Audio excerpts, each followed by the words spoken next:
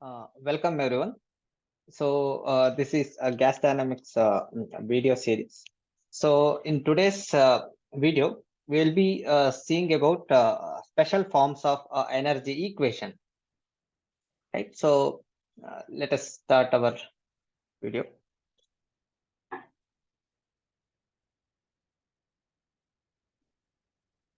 So I am Akshay. Your instructor for this gas dynamic topics. So we have a compressible energy equation. It's a governing energy equation in an integral form. This is more general energy equation. So we can use the Gauss divergence theorem to make this integral equation into a differential one, right? So as we can see here, so after applying Gauss divergence theorem, the compressible energy equation in a differential form comes out to be in this form. So now for today's discussion, special forms of energy equation. So I'll be assuming these conditions. One is I am assuming the flows to be steady, and I am also assuming it is inviscid flow. That means there is no frictional effects. And I am also imposing one more condition, that is adiabatic flow, because most of the flow scenarios what we encounter in gas dynamics aspect are adiabatic flows. So that is why I am considering adiabatic flow assumption, right? So when I impose that condition, this term vanishes. When I impose inviscid flow, and I also assume there is no body forces involved, so that leaves me this term to go zero. There is no force vector term now. So this energy equation takes this form.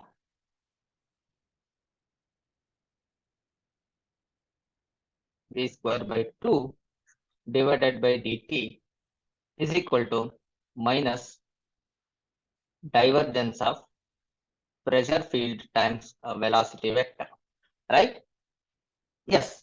So I'm assuming steady flow, but I cannot take out like d by dt is equal to 0 because it's a total derivative. It consists of local derivative and convective derivative. So the convective derivative still exists. So that is why I'm not taking this term to be 0, right? So what we can do is like we can use our idea from continuity. I am introducing one more term, that is d of p by rho divided by dt, that is equal to dp by dt minus becomes plus, yeah, minus times p by rho times d rho by dt, right? And I have a continuity equation. Continuity equation gives me that d rho by dt plus rho times divergence of velocity vector is equal to 0. So I can replace d rho by dt from this expression, and this becomes minus rho delta, that is the divergence of velocity vector. Rho to get cancels, so that becomes dp by dt minus, so this is also minus, so minus of minus becomes plus, times p times divergence of velocity vector. So this is what I left with.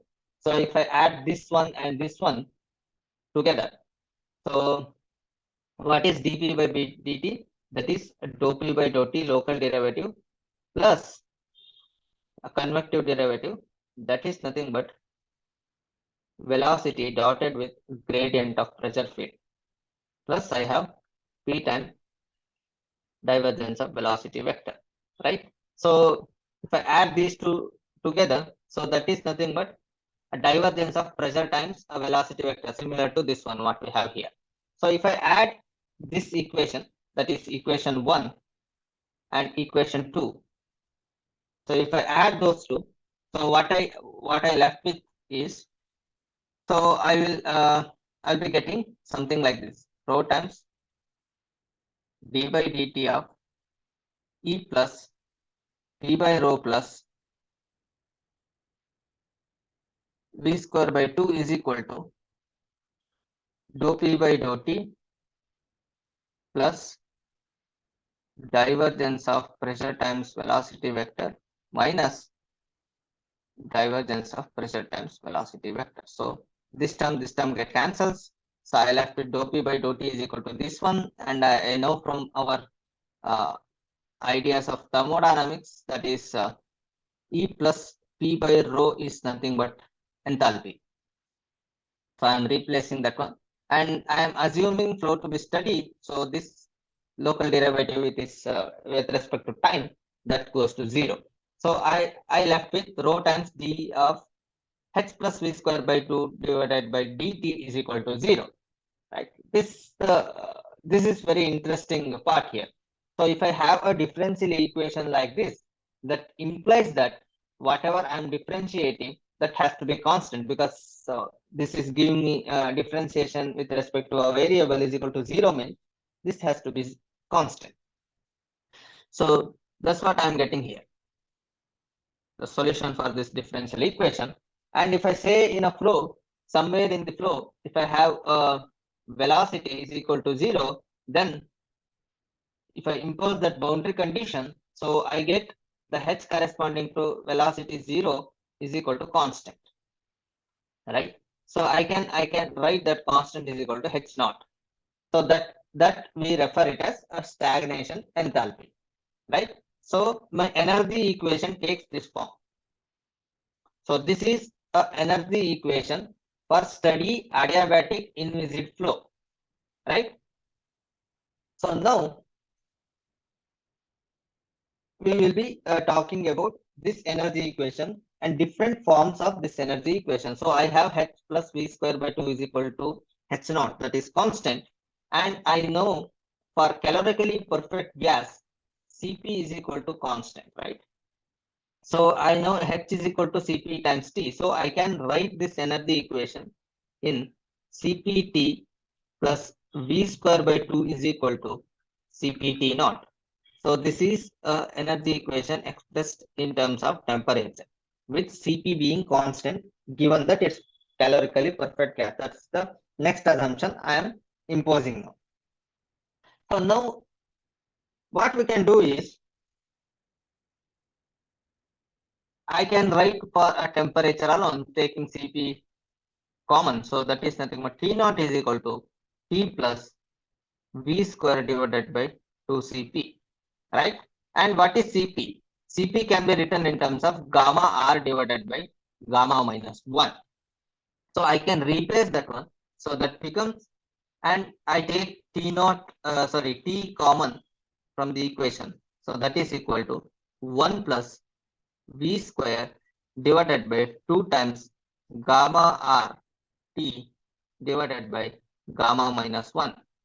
So this is equal to 1 plus 2 divided by gamma minus, 1 divided by gamma minus 1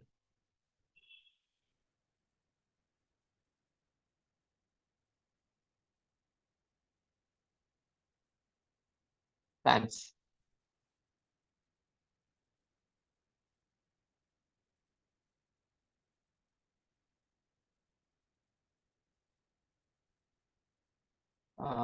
this gamma minus 1 is denominator of the denominator. So this comes over here. Gamma minus 1 divided by 2 times V square divided by gamma RT.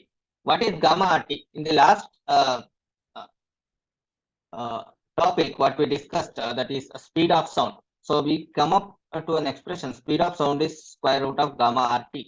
So that means gamma RT is nothing but a square.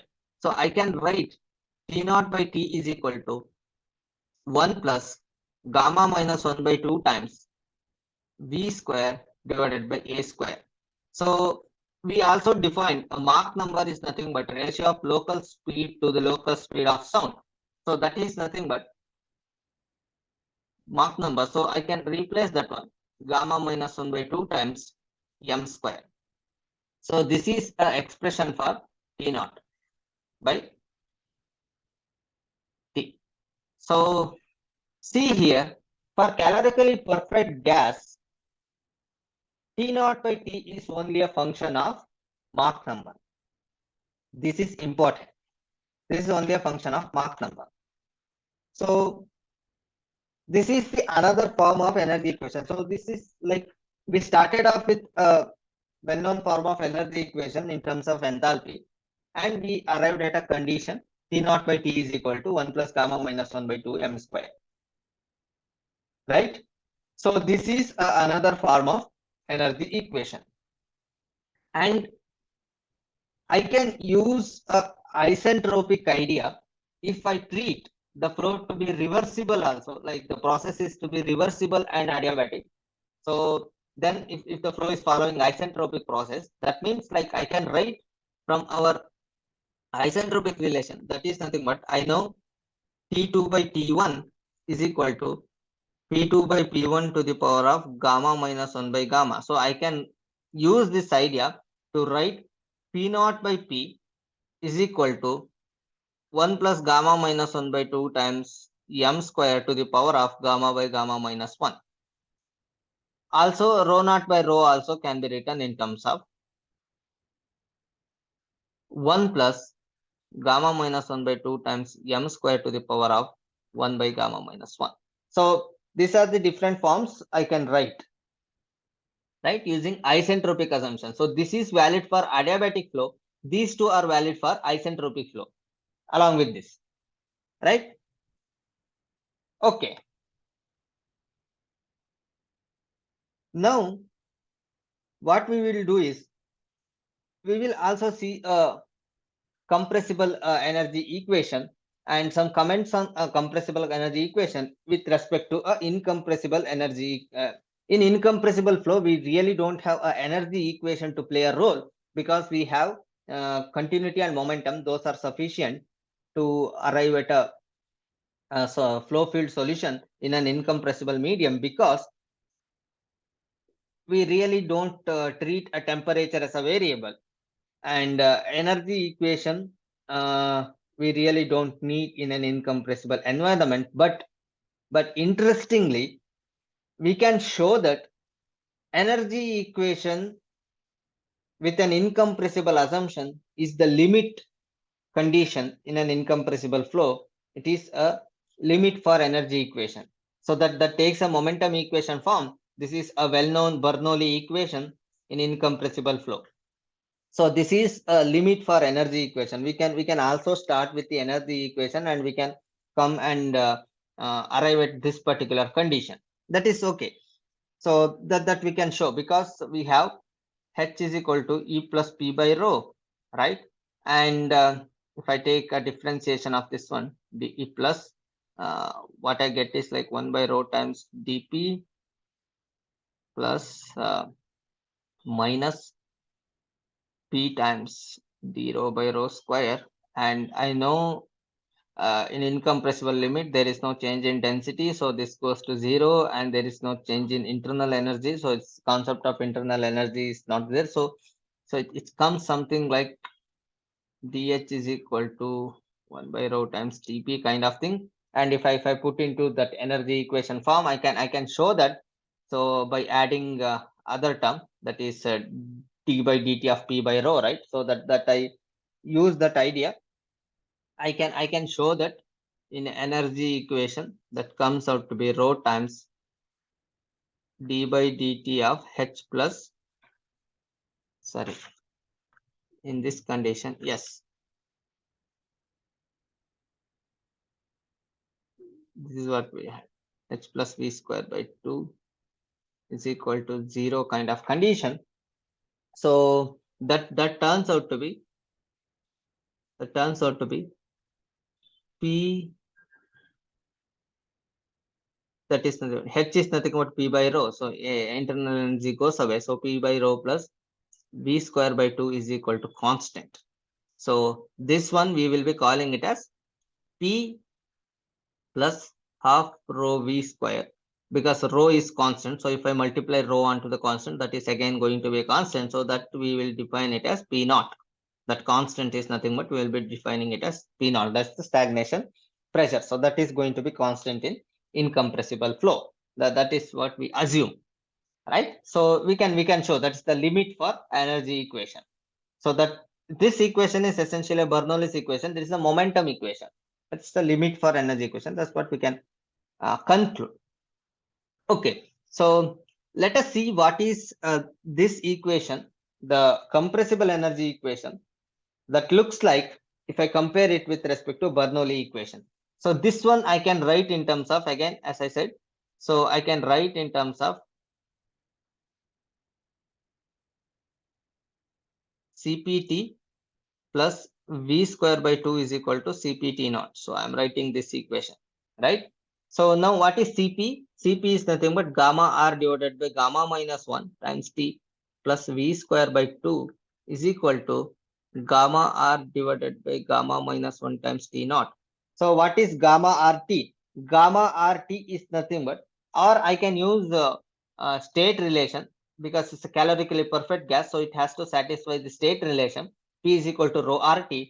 RT is nothing but P by rho, right? So I can write that one. So that becomes gamma by gamma minus 1 times P by rho plus V square by 2 is equal to constant.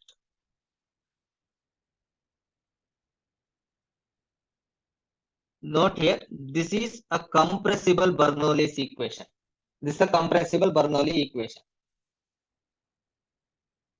Okay. So this is again another form of energy equation.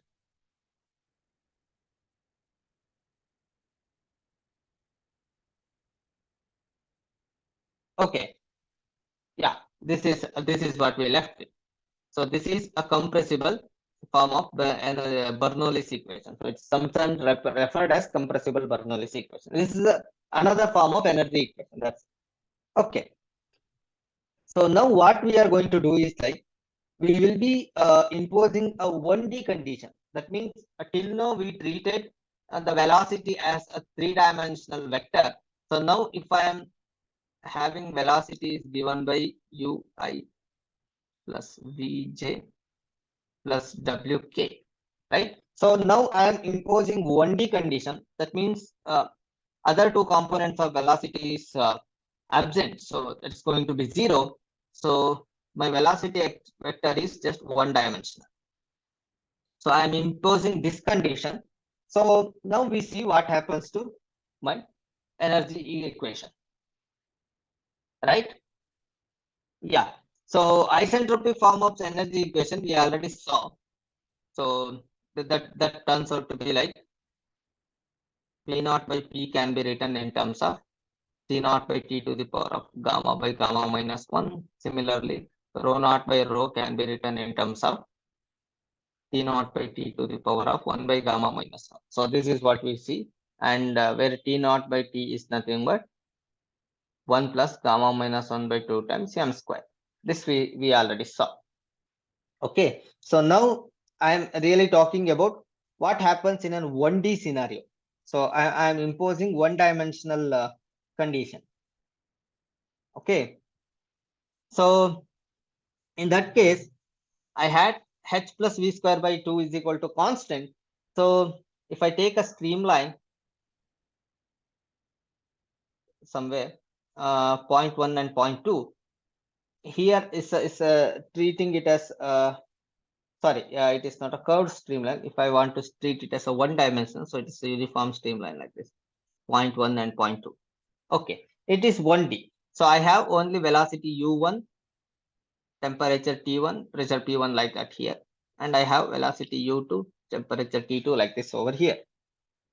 So this can be written like H1 plus U1 square divided by 2 is equal to H2 plus U2 square by 2, which is equal to constant, H naught, right? So what is this one? This is CPT1. CPT1 is nothing but gamma R T1 divided by gamma minus 1 plus u1 square by 2 is equal to gamma RT2 divided by gamma minus 1 plus u2 square divided by 2. What is gamma RT1? That is nothing but velocity of sound at point 1, right? So I can write that equation like a1 square divided by gamma minus 1 plus I have u1 square divided by 2, which is equal to a2 square divided by gamma minus 1 plus u2 square by 2, right? So this is equal to h naught. H naught can be written in terms of a naught square divided by gamma minus 1. So this is one important form of energy equation which will be helpful in uh, our derivations to normal shock waves, right? Properties across normal shock waves. This is a very helpful relation because you see this is taken directly from a compressible energy equation in the original form, that is h plus v square by 2 form. So that means it is applicable to adiabatic flow as well, because we are not bringing in a pressure and density as a variable here. We are bringing in only a temperature as variable. So in, as we know, in adiabatic flow, the total temperature remains constant. So this is valid for an adiabatic flow as well. So now in from adiabatic flow condition, we encountered one more variable. If you remember, we encountered one more variable that is called sonic condition or characteristic variable, right? A star or T star. What are these variables? These variables are those variables defined for adiabatic flow condition when a flow, subsonic flow is accelerated to a sonic condition, or a supersonic flow is decelerated to a sonic condition. What would the the flow experience? What temperature it would experience at that condition? That's what we treated, right? Characteristic variable property. So now you see within the flow, I have one location where I have u1 is equal to u and a1 is equal to a, and I have a condition 2 where u2 is equal to a2. Say this is the condition. So I am writing that variable as u star, which is equal to a star. So at that condition, the speed of sound and a local velocity are same within the flow field somewhere.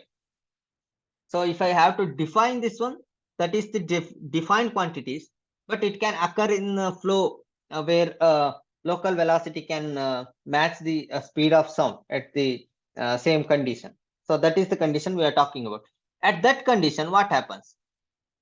So this becomes a square divided by gamma minus 1 plus u square divided by 2 equal to, I have a is equal to, u is equal to a star. So I am writing a star square divided by gamma minus 1 plus u star is nothing but a star at that same condition divided by 2. So if I take LCM of this one, so if I take a star square common, so that becomes gamma minus 1 plus 2 divided by 2 times gamma minus 1. So minus 1 plus 2, that is gamma plus 1. So that becomes like a square divided by gamma minus 1 plus u square divided by 2 is equal to a star square times gamma plus 1 divided by 2 times gamma minus 1, right? Yeah. So this is again constant. So for an adiabatic flow field, the energy equation can also be shown like a square by gamma minus 1 plus u square by 2, which is also equal to a naught square divided by gamma minus 1, which is also equal to a star square times gamma plus 1 divided by 2 times gamma minus 1. So this is the different form of an energy equation that is coming from a original energy equation. So we are just writing different forms. All these equations represents energy equations only.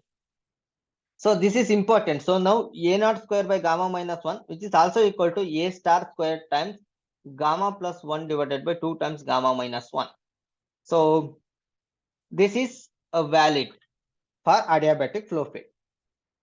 And we have to understand both A naught and A star are the defined quantities along a streamline.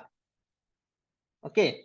So it can be one of the values in a streamline if the streamline is having the condition that at a condition where U star is equal to A star, I can have this value only at that point.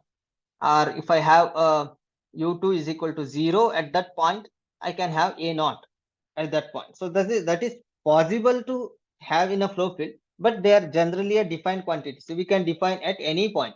And along a streamline for a calorically perfect gas and adiabatic flow field, these two are constants. Okay. Yeah, fine. So this is my another form of energy equation. Right. So I think we introduced all different forms of energy equation.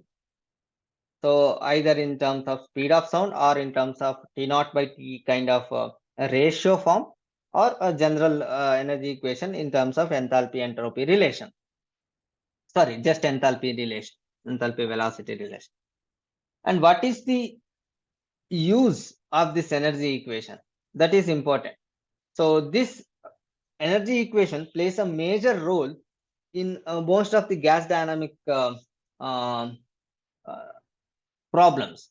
Like I can have an isentropic flow field, but which is a compressible, and I can have an adiabatic flow field, but in a compressible medium, like across the shock waves and all, or a flow through a duct, which is not encountering any shock wave, but is purely a isentropic idea, where again I can use the energy equation to solve my problem, flow field. So being said that, I can also use this idea in a simple condition, that is a flow from a reservoir. So that is what we are going to see now. So I can have a condition where a flow from a reservoir. What are the assumptions I am going to do for a flow from a reservoir is, these assumptions are generally same: steady, inviscid, and compressible. But what else I am assuming here is, like, I am assuming flow to be truly one dimensional, and a reservoir is insulated. What do we mean by insulated? That is imposing an adiabatic condition. There is no heat transfer from the system or to the system. That is what we are going to impose for a reservoir flows. So that is we are considering here. So consider a reservoir like this. I have all these variables defined within the reservoir, and the flow is exiting to a certain condition at the back, maybe to atmosphere or any condition. So there we will call it as P, rho, T, like that. So at the exit, right? And within the reservoir, we will see that these quantities is not going to change during the flow. So that means P naught, rho naught, and T naught and A naught are constants within the reservoir, and they are not going to change during the course of a flow from a reservoir. So other thing is, like, within the reservoir, we treat it as the flow is the stagnant. That means we will treat V naught is equal to 0, right? So the within the reservoir, it is constant. So now if I take one streamline, right, which is going from a reservoir condition to a exit condition. So if I apply a energy equation to this condition, so that means at the reservoir I have H naught. So there is no velocity. So whatever enthalpy I have, that is H naught itself, equal to H plus V square by 2.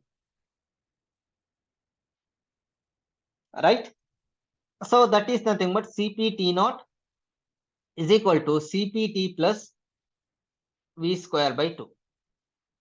And I want to calculate the velocity which is going out, at what velocity flow is coming.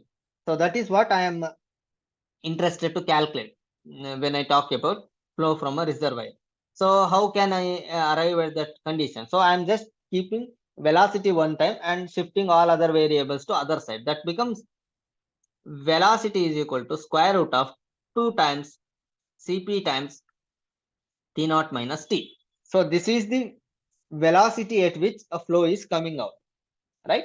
So now if I use that idea, so I have V is equal to square root of 2 Cp times T naught minus T. And if I take T naught common, what happens? I have square root of 2 Cp T naught times 1 minus T divided by T naught, right? And I'm assuming it's adiabatic, and also I am assuming it to be a isentropic. That means it's a reversible and adiabatic. So I can use T by T naught as P by P naught to the power of gamma minus 1 by gamma. So if I use that idea, so that is nothing but velocity is equal to square root of 2 Cp T naught times 1 minus P by P naught to the power of gamma minus 1 by gamma, right? This is the velocity at which the flow is exhausting to the exit condition from the reservoir. So now, what is the maximum velocity I can get with the flow from reservoir? That can occur when flow is exhausting to a vacuum condition or P is equal to 0. Exit condition is 0. So that at that point, I can expect a maximum velocity coming out of a reservoir at a given P naught. That is important, at a given P naught. Right? So now that is nothing but V max is equal to square root of 2 CPT naught. And what is CPT naught? So Cp is nothing but gamma R divided by gamma minus 1. So if I use that idea, that becomes square root of 2 gamma R divided by gamma minus 1 times T naught. And what is gamma R T naught? That is nothing but speed of sound. So that is nothing but root of gamma R T naught is speed of sound, A naught times root of 2 by gamma minus 1. Right? That is the maximum velocity I can get from a reservoir. If it is exhausting to vacuum, then only I can get a maximum condition. So this is a V max equal to A naught times square root of 2 by gamma minus 1. So now we will see what is this velocity if I have a incompressible model, so that a flow is incompressible. Till now we treated as a compressible flow. So if I for incompressible assumption, so we had a Bernoulli's equation, that is P plus half rho V square is equal to constant, and that is equal to P naught, right? So if I write it for V, so it becomes V is equal to square root of 2 times P naught minus P divided by rho, right? So this is a incompressible form, and if I take P naught common, so that becomes square root of, so rho is nothing but rho naught only. So because it's incompressible, whatever with this within the reservoir, that is constant. So 2 P naught by rho naught times 1 minus P by P naught. And again, what is the maximum velocity I can get? That is possible when it is expanding to atmospheric vacuum condition. Not atmospheric, it's a vacuum condition. So V max in, I will call it as an incompressible, equal to square root of 2 P naught by rho naught.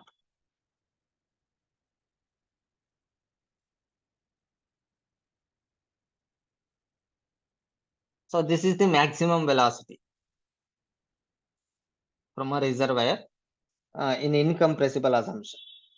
And I had a compressible assumption. Compressible flow. That one we arrived at a form that is nothing but 2 gamma divided by gamma minus 1 RT. RT I am writing in terms of P naught by rho naught because I'm using state relation P is equal to rho RT. So I can write RT is equal to P by rho. So this is a compressible assumption. So if I see this one, so I can write my compressible maximum velocity, max in compressible equal to square root of 2 gamma by gamma minus 1 times P naught by rho naught. So that is nothing but square root of 2 gamma by gamma minus 1 times square root of 2 P naught by rho naught. So square root of 2 P naught by rho naught is nothing but the maximum flow condition for a incompressible condition. So that is nothing but gamma by gamma minus 1 times V max incompressible equal to V max compressible.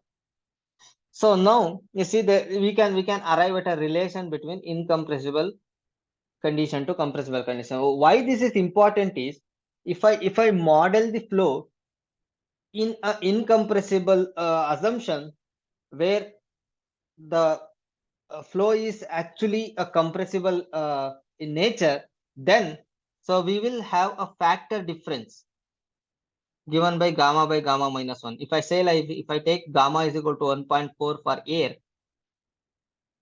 so that becomes V max compressible is equal to 1.9 times V max incompressible. So we will be seeing an error that is given by this factor root of gamma by gamma minus 1.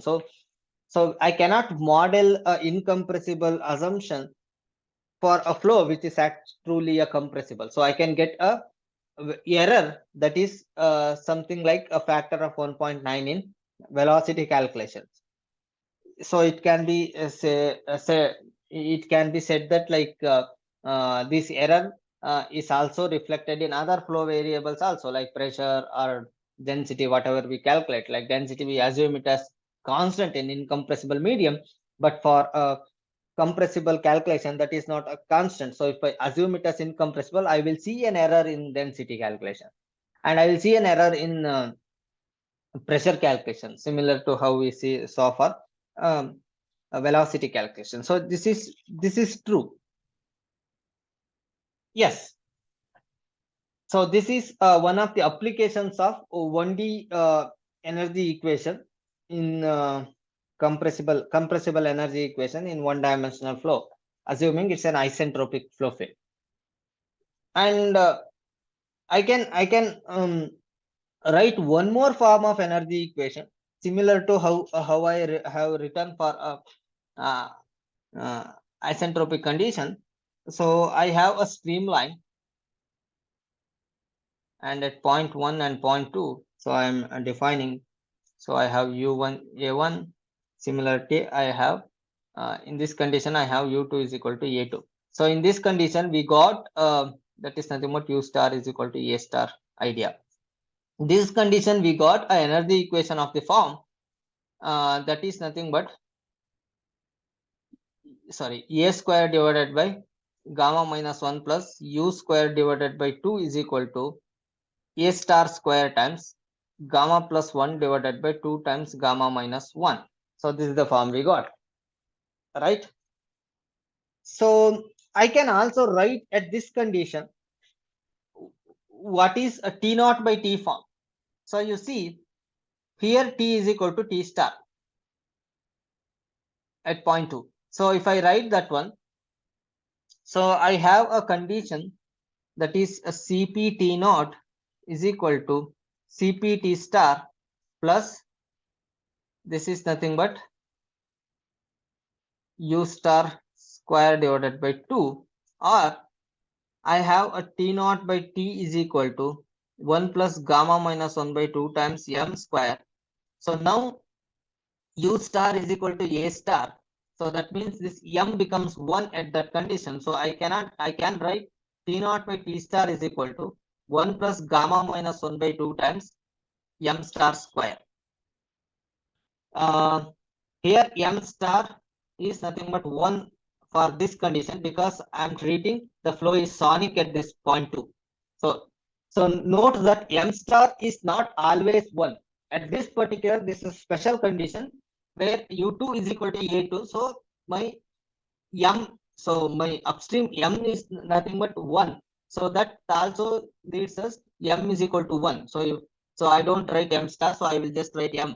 So that is fine. So at m is equal to 1, this condition m is equal to 1. So this becomes 1 plus gamma minus 1 by 2. So if I take LCM, so that becomes 2 plus gamma minus 1, that is gamma plus 1 divided by 2. So we have now T naught by T star is equal to gamma plus 1 by 2, or T star by T naught is equal to 2 by gamma plus 1. Right? And sorry, yeah. So I can use an isentropic relation for a P star by P naught. That is nothing but P star by P naught is equal to T star by T naught to the power of gamma by gamma minus 1. That is nothing but 2 by gamma plus 1 to the power of gamma by gamma minus 1. Similarly, P star by P naught, sorry, rho star by rho naught is equal to 2 by gamma plus 1 to the power of 1 by gamma minus 1. Right. So these are the different equations that again comes from energy equation itself. But you see here, these values has a limit. So you can actually find. And for gamma is equal to 1.4, that is A. So for gamma is equal to 1.4, I get T star by T naught, that is equal to 0.833, and P star by P naught is equal to 0.528, and rho star by rho naught, that is equal to 0.634. Yeah. So these values we can actually get for different gamma. So we will get a different values of T star by T naught, P star by P naught, and rho star by rho naught. Fine. So this is again another form of energy equation with the assumption that the second point is nothing but where we are considering there that is nothing but sonic condition. Fine. So this is what I wanted to discuss for different form of energy equation. So let us take one or two problems from where we can actually calculate or calculate some of the gate questions which is asked based on this concept. The first question is the theoretical maximum velocity. They are asking in meter per second for air expanding from a reservoir which is at 700 Kelvin. So they are asking accurate to 2 decimal places. So we have a reservoir where I have T naught is given to be 700 Kelvin and which is expanding. And they are asking what is the V max for this reservoir. So we know the maximum velocity can be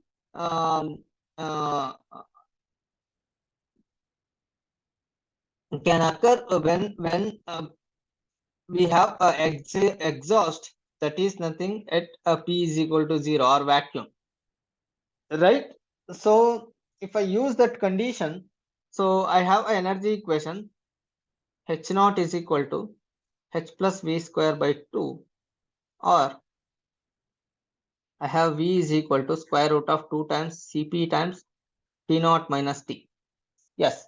So if I use that one, so I have V is equal to square root of 2 Cp T naught times 1 minus T by T naught. And I can write that in terms of 2 Cp T naught times 1 minus P by P naught to the power of gamma minus 1 by gamma. So I know when P is equal to 0, so this term vanishes. So I left with, that is V max equal to square root of 2 Cp T naught. So everything is given in the question. Cp is given 1005 joules per kg Kelvin and T naught is given 700 Kelvin. So if I use that one, I should get Vmax is equal to 1187. If I am not wrong.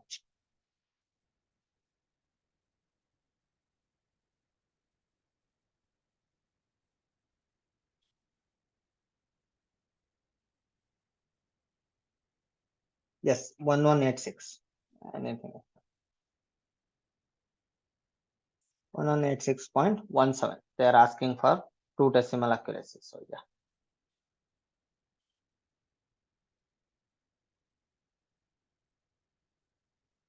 Yes. Right. So I have a second question. So there's a figure which is given along with this question. For a inviscid compressible flow faster thin aerofoil as shown in figure, free stream Mach number and pressure are denoted by M infinity and P infinity respectively. Ratio of pressure at point A and P infinity is 0.8 and specific heat ratio is 1.4. If the Mach number at a point A is 1.0 and the rest of the flow field is subsonic, the value of M infinity is. So this is an interesting question. You see, they are given a flow field which is subsonic everywhere and sonic at point A. Here M is equal to 1. Right? So they are given a ratio PA divided by P infinity is equal to 0.8. And they are asking what is M infinity. So I can approach this problem in two different ways. So first I will approach from energy equation point of view, and then I will approach in the special form of energy equation what we derive. So they are given gamma is equal to 1.4. It's important.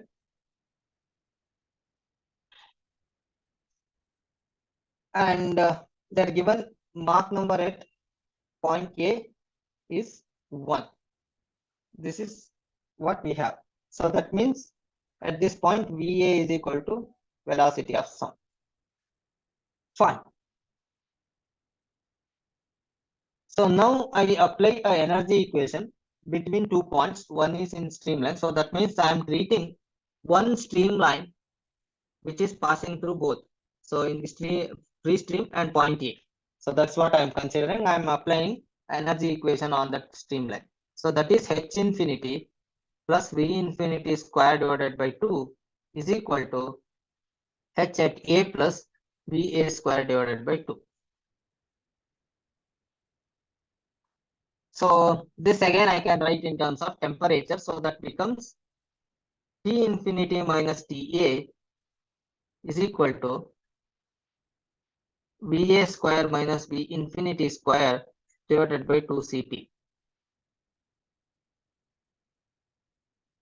Right. So if I take a T infinity common, so that becomes 1 minus TA divided by T infinity, which is equal to other term. What is TA by T infinity? That can be written in terms of pressure ratio because this is isentropic flow field. So that becomes T infinity times 1 minus PA by P infinity to the power of gamma minus 1 by gamma, which is equal to 1 by 2 Cp times VA square minus V infinity square. Fine.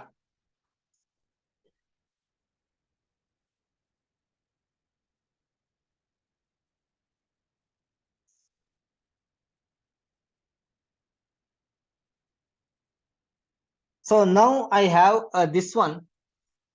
If I take T infinity to other side, what I left with? So I left with 1 minus PA divided by P infinity to the power of gamma minus 1 by gamma equal to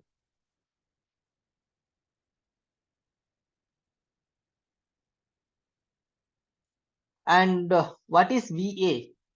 We already saw that VA is nothing but AA, because at that point I have Mach number is equal to 1. So that gives me VA can be written in terms of gamma RTA. That is important. So that is nothing but if I take that one, so root of gamma RTA. So VA square is nothing but AA square. So what I have here is now gamma RTA divided by 2 times gamma R divided by gamma minus 1 times T infinity minus V infinity square divided by 2 times gamma R T infinity divided by gamma minus 1. Fine. So this is nothing but, now I have this form, gamma R can get cancelled. So I left with gamma minus 1 by 2, that is common in both the terms, times Ta by T infinity minus V infinity square divided by gamma RT infinity. So that is nothing but A infinity square. That is nothing but M infinity square. So I want to calculate this only, right? So this is what I have to calculate now. So I am writing every term in terms of M. So like keeping M infinity one side and shifting all other terms to other side. And what is this one? Ta by T infinity. Again, it is, I can use isentropic relation in terms of pressure, right? So that becomes, let me write this one, 2 by gamma minus 1 times 1 minus Pa by P infinity to the power of gamma minus 1 by gamma, which is equal to, what is Ta by T infinity? That is Ta by P infinity to the power of gamma minus 1 by gamma minus M infinity square. So keep M infinity square other side and shift all other terms to this side. So this implies M infinity is equal to square root of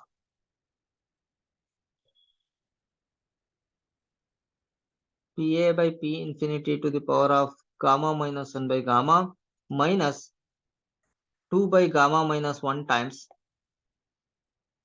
1 minus Pa by P infinity to the power of gamma minus 1 by gamma, right? So now everything is known to us. Pa by P infinity is given, that is 0.8. Gamma is given 1.4. So if I use that one, I should end up M infinity is equal to 0.793. What did they ask? Yeah, that is given. So option B, 0.79. Right? So this is approaching this problem from energy equation. So what I can do is, I can also use a special form of energy equation, that is nothing but, we know one of the point, that is nothing but sonic condition. So at this point we have a T star, P star, rho star, and for an adiabatic flow field, I know that T star by T naught is equal to 0.833 and P star by P naught is equal to 0.528. Right? I can use this idea to calculate this one. And I know for a flow field which is isentropic, P naught is constant, T naught is constant. Right? So now what I am going to do is, I am going to use Pa by P infinity, that is given in the problem, Pa by P infinity, that is equal to Pa by P naught divided by P infinity by P naught, where P naught is constant, right? And Pa by P naught is nothing but P star by P naught. So that is nothing but 0.528 divided by P infinity by P naught, right? Straightforward. And in the question, this is also given, Pa by P naught is 0.8. So this is equal to 0.8. So now I left with P infinity by P naught is equal to 0.528 divided by 0.8.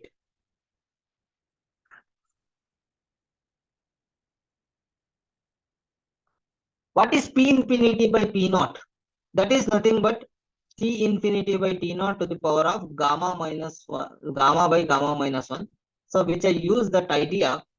So that is also equal to 1 plus gamma minus 1 by 2 times m infinity square to the power of gamma by gamma minus 1, which is equal to 0.528 divided by 0.8. So that gives me m infinity is equal to square root of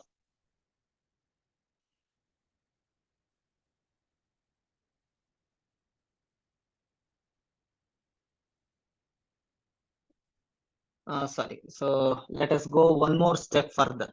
So if I instead of taking directly the square root, so that is nothing but 0.528 divided by zero point 0.8 to the power of gamma minus 1 by gamma equal to 1 plus gamma minus 1 by 2 times m infinity square. Yes. So now it is nothing but this minus 1 times 2, nothing but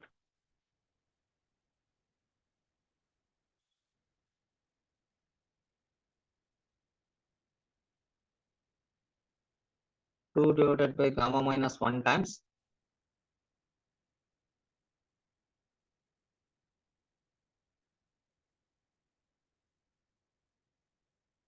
5 to 0.8 to the power of gamma minus 1 by gamma minus 1.